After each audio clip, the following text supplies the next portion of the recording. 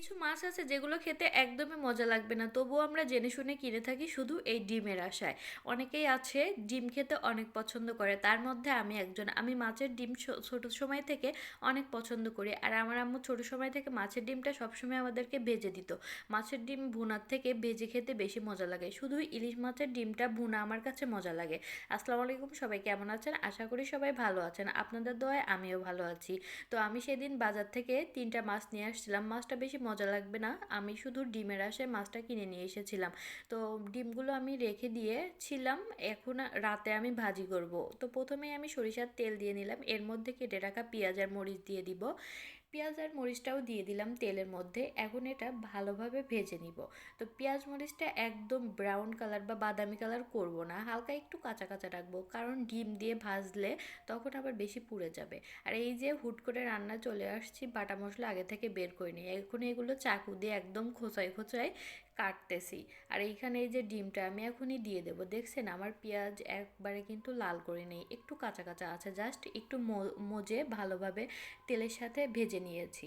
এই তো ডিমটা দিয়ে এখন এটা ভালোভাবে নেড়ে নিব, ডিমটা একদম গলিয়ে সুন্দর করে পেঁয়াজের সাথে মিশিয়ে নিব। আমার ডিমটা মেশানো হয়ে গেছে, এটা যত নাড়া যাবে ততই ভালো হবে। এখন এর মধ্যে আমি দিয়ে দিব মশলাগুলো। তো মশলা প্রথমে না দিয়ে ডিম দেওয়ার পরে দিলেই ভালো হয়।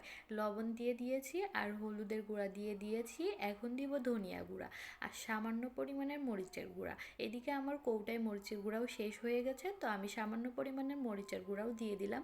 এই যে এখন যত ভালো নাড়া যাবে ততই ভালো হবে। তার আগে আমি দিয়ে দিব সামান্য পরিমাণে একটু জিরার বাটা আর দিয়ে দিব একটু রসুন বাটা। আদা বাটাটা দিলেও ভালো হয়, তবে আদা বাটাটা আমার শেষ হয়ে গেছে, এই জন্য আমি আদা বাটাটা আর দেইনি। এভাবেই দিয়ে এখন যতক্ষণ নাড়বো, যত ভালো নাড়বো ততই ভালো হবে ডিমটা।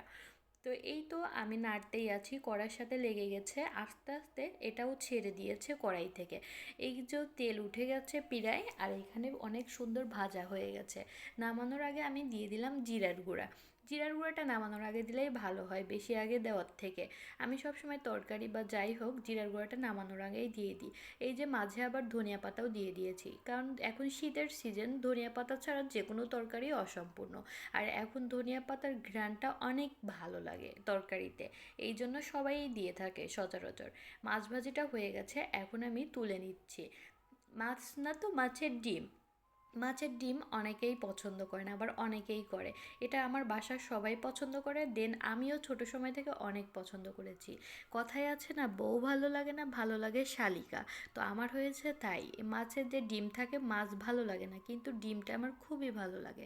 বউ ভালো না লাগলে কী হবে, অনেকের হয় কি শালিকার খুব পছন্দ হয়, শালিকা দেখার জন্য বউকে বিয়ে করে, যে শালিকাকে তো দেখতে পাবো। আমারও তাই হয়েছে, মাছ কিনে এনেছি ডিমের আশায়।